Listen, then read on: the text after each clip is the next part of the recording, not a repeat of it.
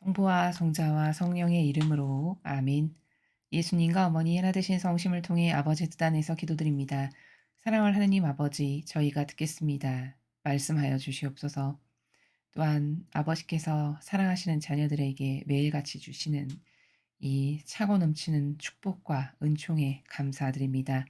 부디 이 강의를 듣는 아버지께 속한 자녀들이 아버지께서 주시고자 하시는 사랑에 올바르게 반영함으로써 은총과 축복을 받을 수 있는 자녀들이 될 수 있도록 축복하여 주시옵소서. 이 모든 기도 우리 주 예수 그리스도의 이름으로 기도드리나이다. 아멘.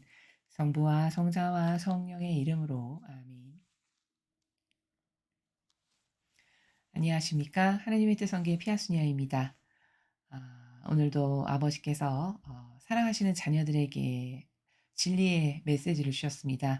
여러분께서 지금 들으실 메시지는 성탄절날 성모님께서 특별히 주신 메시지입니다. 어떤 말씀을 하셨을지 여러분들과 함께 학습해 보도록 하겠습니다. 2021년 12월 25일 크리스마스 날입니다. 복되신 동정 마리아께서 말씀하십니다. 찬미 예수님, 사랑하는 자녀들아, 오늘 나는 너희가 성탄일을 잘 보내기 바라며 너희에게 가장 좋은 것만 바란다. 가장 좋은 것이란 언제나 마음의 평화다.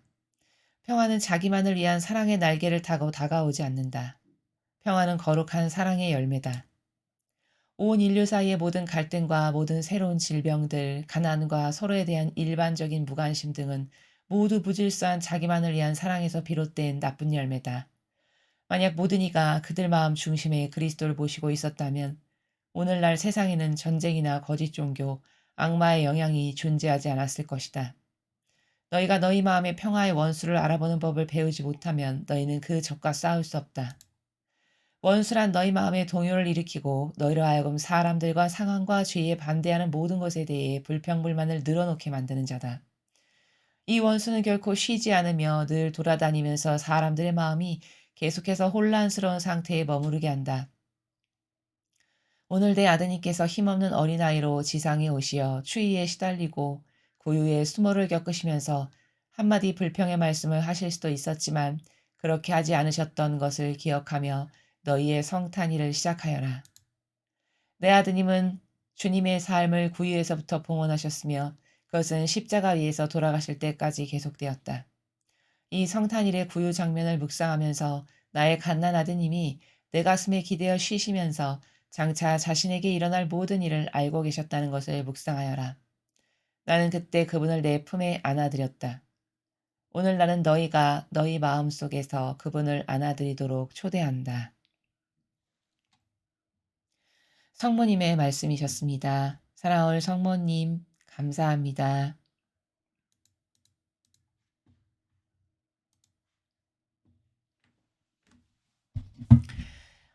성탄절인데 성모님께서 말씀을 주셨습니다.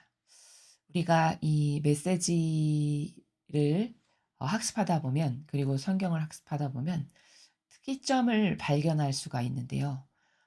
아버지께서는 보통 중요한 말씀을 하시거나 굉장히 핵심적인 어떤 은총에 관련된 것을 자녀들에게 주셔야 할 때 성모님께서 말씀을 하시는 경우가 많습니다.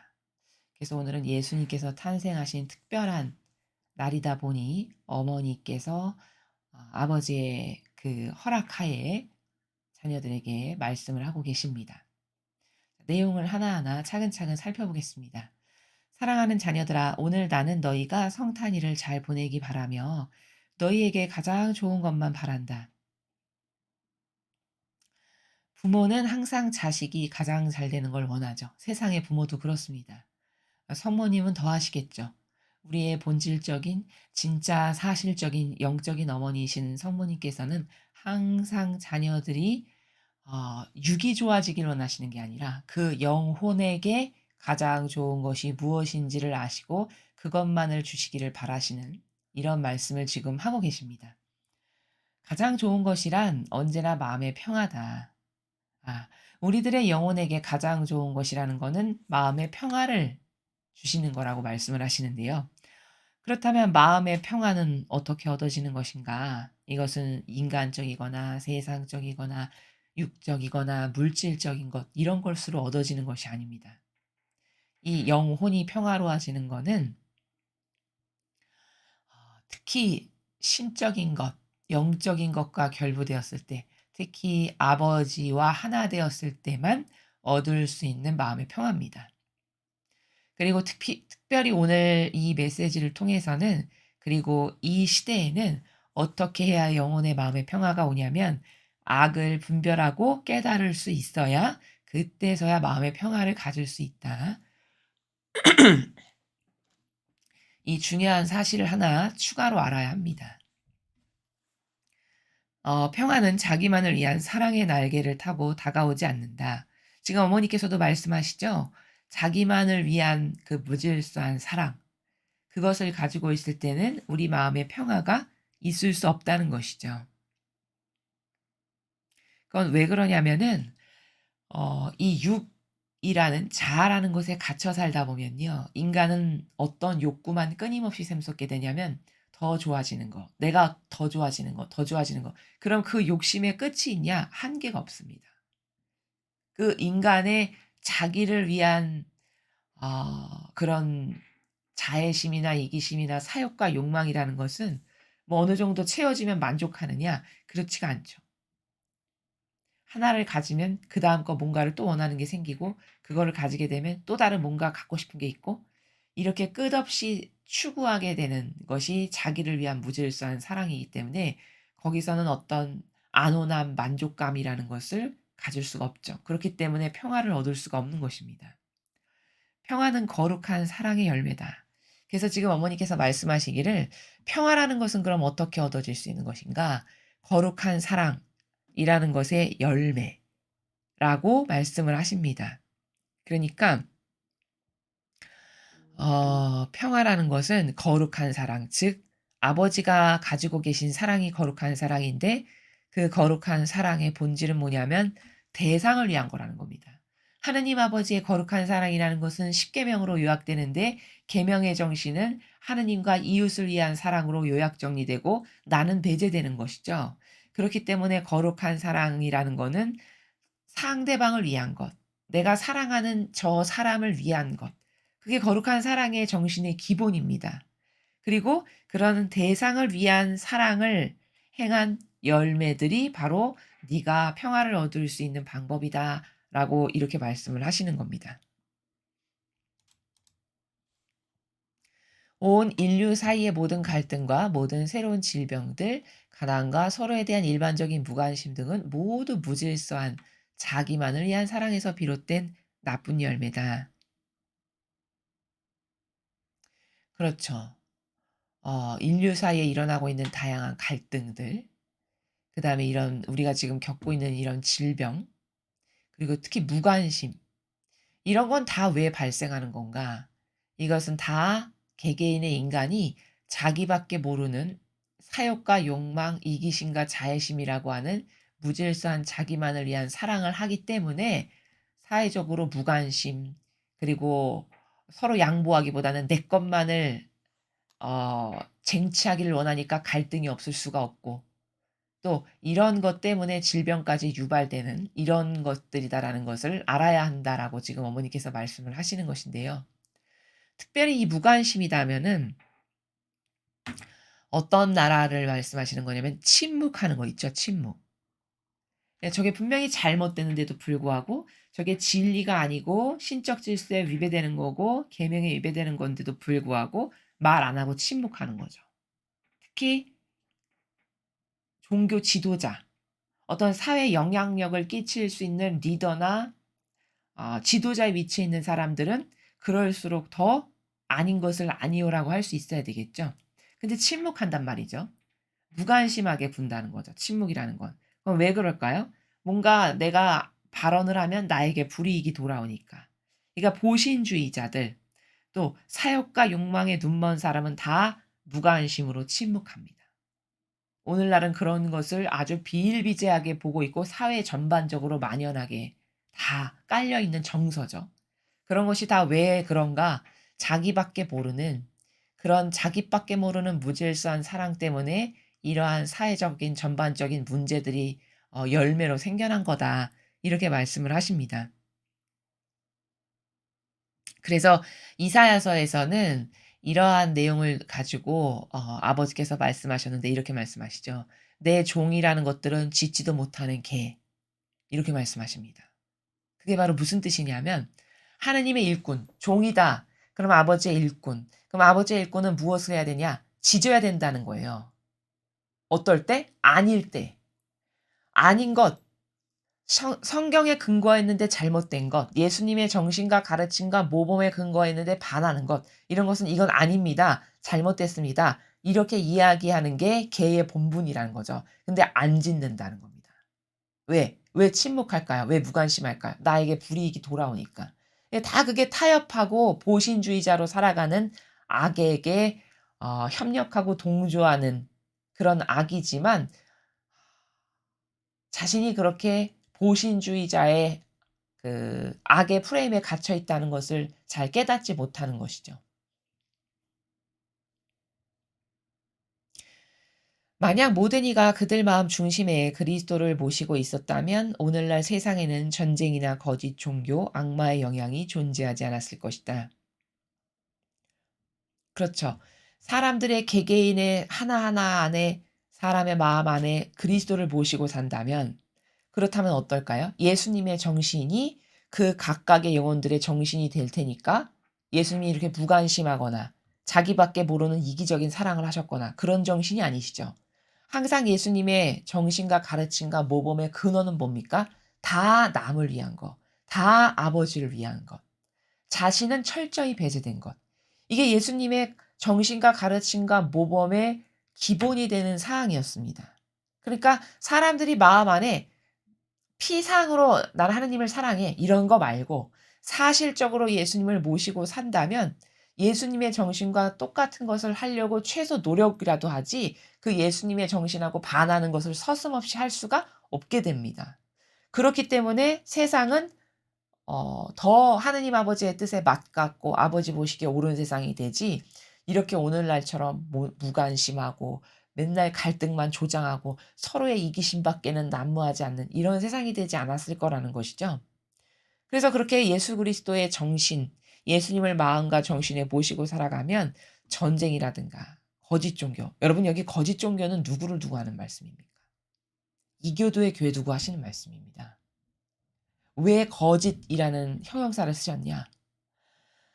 종교라고 남의 눈에 훌륭하고 괜찮은 종교라고 보여지는데 사실은 속 알맹이를 하나하나 껍질을 까서 보니까 거짓으로 가득한 다 예수님과 성모님의 정신과 가르침과 모범을 따르는 것처럼 코스프레는 하지만 실제적인 사고방식과 정신과 마음 안에 두 분이 살아가셨던 정신세계를 구현하고 살지는 않는.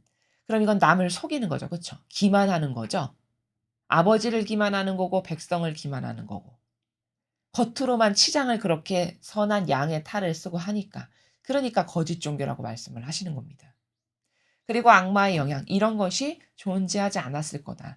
너희들이 사실적으로 예수 그리스도를 마음에 모시고 살았다면 이런 말씀이십니다. 너희가 너희 마음에 평화의 원수를 알아보는 법을 배우지 못하면 너희는 그 적과 싸울 수 없다. 어, 마귀를 알아야 퇴치하겠죠, 여러분. 마귀를 사실적으로 눈으로는 보지는 못하더라도 최소 '아 마귀는 이런 특징을 갖고 있어.'라는 인식이라도 있으면은 그런 것이 다가올 때 '아 내가 진리를 배울 때 마귀는 이런 특징이 있었다고 그랬는데 지금 그러네. 내 마음이 그러네. 내 어떤 정서가 그렇고 기분이 지금 그러네. 아 이거 지금 마귀가 왔구나.' 이렇게 알아서 그걸 무찌를 수 있어야 되는 건데 이런 어떤 악의 특징이 뭔지, 악이 보통 인간을 어떻게 가지고 놀고 공격하는지 이런 걸 전혀 모르면 완전히 마귀의 자기가 하수인 종 노릇해도 절대 모릅니다. 그럼 그 프레임에서 빠져나올 수가 없어요. 이래서 지금 어머니께서도 너희 마음의 평화의 원수를 알아보는 법. 내 마음의 평화를 깨트리는 원수는 항상 마귀죠. 그쵸? 그게 천사일 리가 없겠죠. 성령일 리가 없겠고. 그러면 어떨 때 마귀가 나에게 와서 내 마음의 평화를 깨트리는가? 이걸 알아야 네가 그 너의 마음의 평화를 깨뜨리는 적과 싸울 수가 있는 거란다. 이런 말씀을 하십니다. 원수란 너희 마음에 동요를 일으키고 너희로 하여금 사람들과 상황과 죄에 반대하는 모든 것에 대해 불평불만을 늘어놓게 만드는 자다. 자, 마귀는 마음의 동요를 일으킨대요. 여러 가지 사사로운 감정. 그렇죠? 옛날에 제가 나한테 어떻게 했는데 또 뭐가 올라와 볼 때마다 이러면 또 반감 들고 싸우게 되게끔 만드는 요런 게 다 우리 마음 안에 동요를 일으키는 악의 작용들입니다. 그리고 여기서 또 하나 오늘 배워야 될 것은 사람들과 상황과 죄에 반대하는 모든 것에 대해 불평불만을 늘어놓게 만드는 게 마귀래요. 자, 여기서 잘 보십시오. 죄에 반대하는 것. 이건 옳은 거죠. 그쵸, 여러분?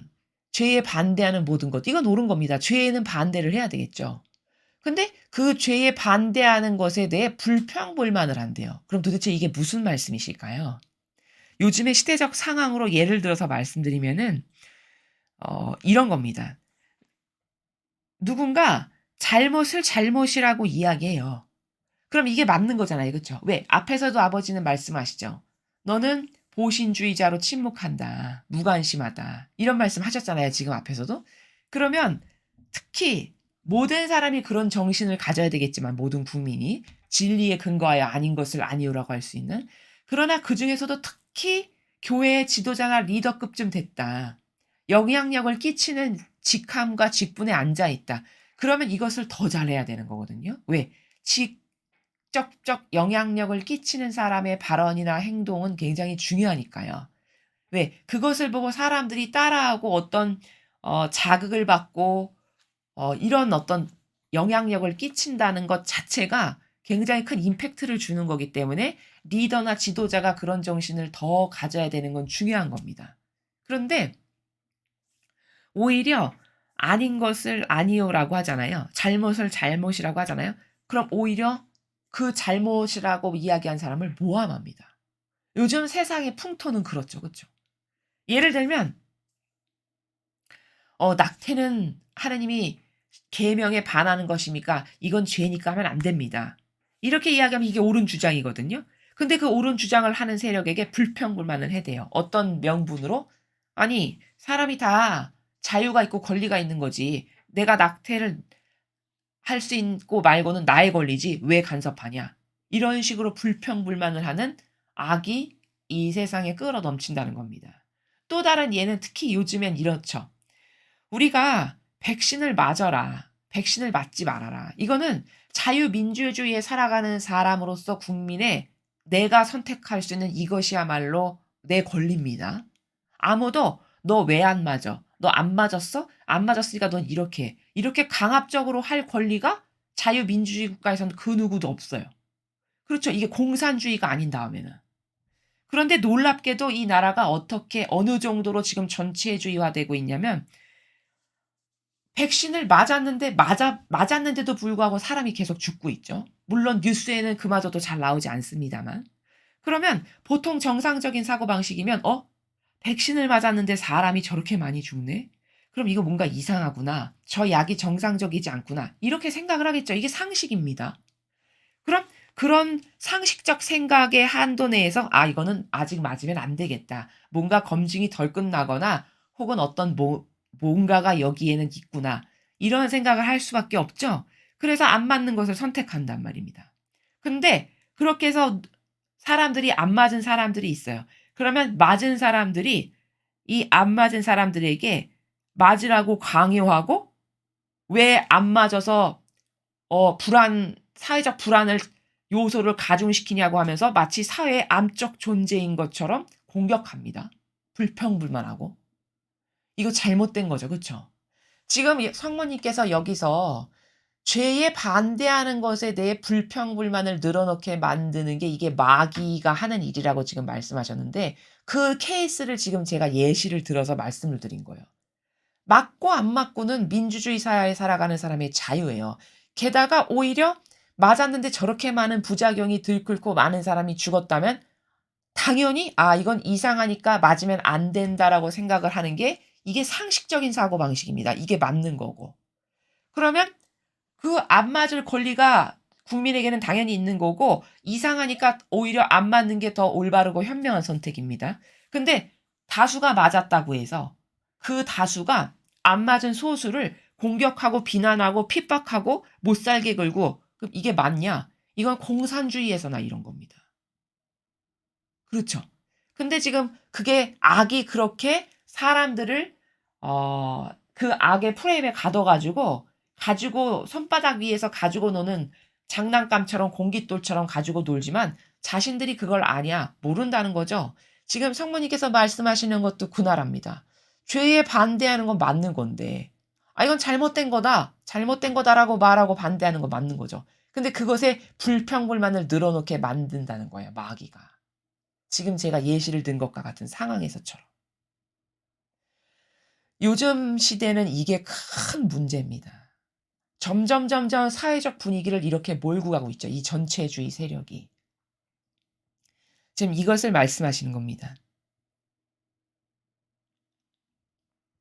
이 원수는 결코 쉬지 않으며 늘 돌아다니면서 사람들의 마음이 계속해서 혼란스러운 상태에 머무르게 한다. 그러니까 무엇이 옳은지 분별의 기준이 없다 보니까 이렇게 말하면 이게 맞는 것 같고 또 이렇게 하자니 찜찜하고 이런 온통 혼란과 오류에 빠지도록 마귀가 요즘 세상에 살아가는 사람들을 도구로 쓰고 하수인으로 쓰는 건 너무 쉬운 일이라는 겁니다. 그렇겠죠, 여러분? 분별이 없으면요. 우리도 마귀 도구 되는 건 굉장히 쉬운 일입니다. 이 마지막 시대는요. 제가 앞에 강의에서도 말씀을 드렸지만 마귀의 그 덫이 지뢰밭처럼 깔려 있는 시대입니다, 지금은.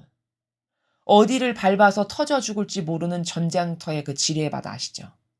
지금은 마귀가 깔아 놓은 프레임이 그렇게 많습니다. 정말 이 신적인 질서나 진리나 계명이나 아버지가 말씀하시는 다스림이나 이런 걸 모르면 그 수많은 지뢰밭 중에 하나 밟아서 터져 죽을 수 있는 가능성이 99.9999%일 만큼 이 정도로 영적으로 위험한 시대가 바로 지금입니다. 그럼 왜 그러냐면 지금이 마지막 시대이기 때문에 그렇습니다. 그러니까 지금 어머니께서도 말씀하시는 행간의 나라를 보면 죄는 "아니요." 하고 반대해야 되는 거예요. 근데 그 죄에 반대하는 사람에게 불평불만을 널어놓으면서 공격하는 이게 진짜 지금 이 나라에서 일어나고 있잖아요. 그쵸? 전 세계적으로 일어나고 있죠. 그런 것은 다 악이 하는 일이다라는 걸 지금 어머니께서 가르쳐 주시는 거죠.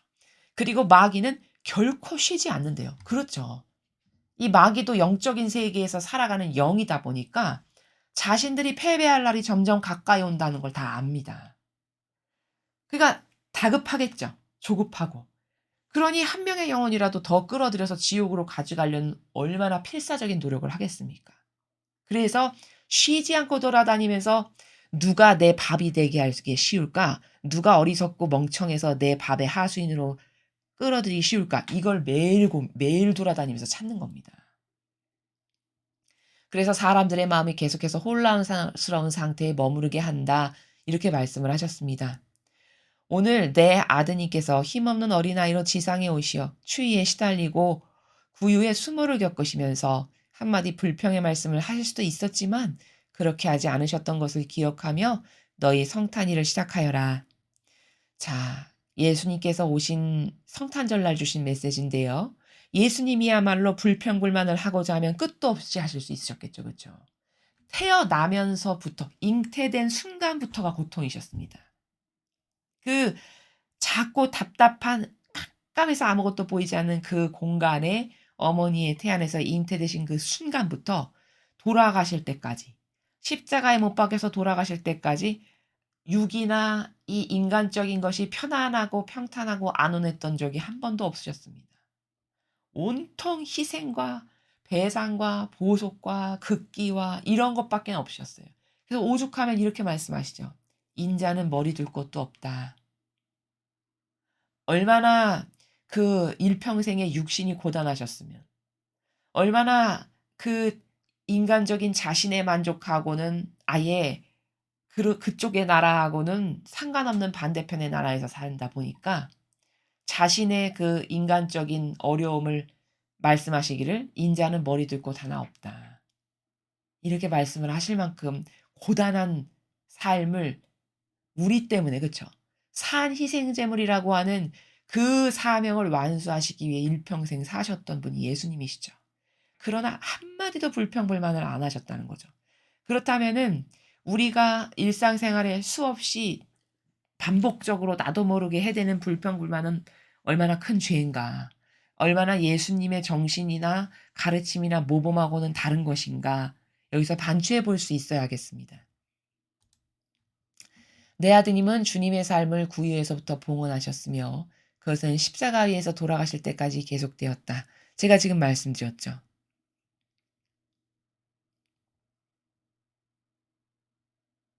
그러니까 일체가 봉헌의 삶이셨던 거죠. 일체가. 시작부터 마침까지 일체가 봉헌의 삶. 그렇다면은 '아 저는 예수님을 닮겠습니다.' 해서 자원한 봉사자들은 이런 예수님과 같은 봉헌의 삶을 살아야 되는 게 마땅히 해야 될 의무고 직분이고 도리입니다. 그쵸? 근데 그렇지 않죠. 여러분이 다 아시다시피. 그러니까 잘못됐다라는 겁니다. 이 성탄일의 구유 장면을 묵상하면서 나의 갓난 아드님이 내 가슴에 기대어 쉬시면서 장차 자신에게 일어날 모든 일을 알고 계셨다는 것을 묵상해라. 자, 예수님은 앞으로 자신에게 일어나실 일들을 알고 계셨습니다. 왜? 신성이 있으시니까. 근데 성모님은 자신이 앞으로 닥칠 일을 모르셨어요. 왜? 어머니는 순전히 우리와 똑같은 한계적 인간이셨기 때문에. 그래서 어머니는요, 승천하셔서 천상에 가시고 난 다음에서야 모든 것을 아시게 되셨다라고 이렇게 말씀을 하십니다. 그 어려서부터 어머니의 그 한평생의 삶 안에 있었던 일까지도 다 천상에 올라가시고 나서야 '아 그때 이거는 이래서 이렇게, 이렇게, 이렇게 된 거구나.' 이런 것을 아셨다라고 하거든요. 근데 예수님은 신성이 있으시니까 이 지상에 계실 때도 장차 자신에게 어떤 일이 일어날 것을 알고 계셨다는 거죠. 자 그런데 여기서 알고 계셨다라는 것도 우리가 좀 디테일하게 구분을 해서 인식을 해야 되는 거는 포괄적인 그러니까 지상에서의 삶의 포괄적인 면 있죠. 전반적인 면. 이러한 내용은 아셨다라고 할 수 있어요. 근데 막 하나하나 디테일하고 작은 것들 그런 것은 아버지가 알려주신 것은 아셨을 거고 아버지가 알려주시지 않은 것은 모르셨던 것도 있었던 이러한 가운데에서 이 지상 생활을 하셨다라는 겁니다. 예를 들면은 십자가에 이렇게 못 박히셨을 때 "아버지 왜 저를 버리셨나이까?" 이렇게 말씀하시죠. 그러면은 그 예수님께서 "왜 저를 버리셨습니까?"라고 말씀하시는 그 행간의 나라는 어떤 정신 세계에서 그것을 말씀하셨는가를 이렇게 추상과 직관으로 보면 아버지가 떠나실 것을 모르고 계셨으니까 "왜 저를 떠나셨습니까?"라고 말씀하시는 거죠. 그쵸? 알고 계셨다면 이미 그 디테일한 부분까지 다 아셨다면 "아버지 왜 저를 버리셨습니까?" 이런 말씀을 하시지 않았겠죠. 근데 그 마지막 순간에 하나님께서 떠나실 것을 모르셨으니까 "아버지 왜 저를 떠나셨습니까? 왜 저를 버리셨나이까?" 이렇게 말씀을 하셨단 말이죠. 고로 그러한 성경에 근거한 입증 자료의 근거에서 보면 예수님께서 전반적으로 자신의 그 사명이 무엇을 하시고 어떻게 돌아가실 거고 이런 거시적인 것 그러니까 포괄적인 면, 전반적인 면은 다 내용을 아셨다라고 할 수 있겠지만 지금 제가 성경에 근거한 하나의 예를 들어서 말씀드린 그런 어떤 작은 부분 하나까지도 완벽하게 다 아셨다. 그럴 수 없을 수도 있다는 것은 알려주신 것은 아셨을 거고 아버지와 하나 되신 분이기 때문에 알려주지 않았으면 "왜 저를 떠나셨습니까?" 이렇게 말씀하실 만큼 모르시는 것도 있으셨다는 것을 우리가 성경의 근거에서 입증할 수 있다라는 점입니다. 오늘 나는 너희가 여기네요. "나는 그때 그분을 내 품에 안아들였다. 오늘 나는 너희가 너희 마음속에서 그분을 안아들이도록 초대한다." 자, 성모님은 이렇게 어 예수님을 안아들이셨다라고 말씀을 하시죠. 그러면서 "너희들도 너희의 마음 안에서 예수님을 안아들이는 그 은총으로 내가 너희들을 초대한다." 이렇게 말씀하십니다. 그러니까 우리들의 마음 안에도 각자의 마음 안에 예수님께서 계시잖아요. 나만이 교감하면서 나누는 추상과 직관으로 내 마음 안에 사고방식이나 정신 안에 새겨지신 예수님이 있으시죠. 여러분들도 각자마다 다 있으실 겁니다. 그 내 마음 안에서 나와 교감을 나누시는 그 예수님, 그 마음 안에 계신 예수님을 발견해서 안아드리는, 어머니가 그렇게 하셨던 것처럼 "그렇게 해 드리거라."라고 마지막에 어머니께서 당부를 하셨습니다. 자, 오늘 메시지는 성탄절날 성모님께서 자녀들에게 주신 메시지입니다.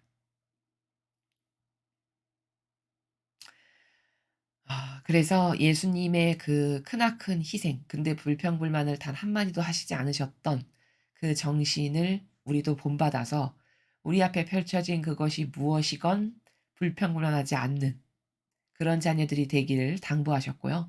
또 전반부에서는 마음의 평화를 얻기 위해서는 거룩한 사랑을 실천할 때, 그 정신으로 내가 살 때, 그 정신으로 고무적이어서 살아갈 때, 그럴 때 나에게 진정한 마음의 평화가 올 수 있다. 이러한 말씀을 하셨습니다.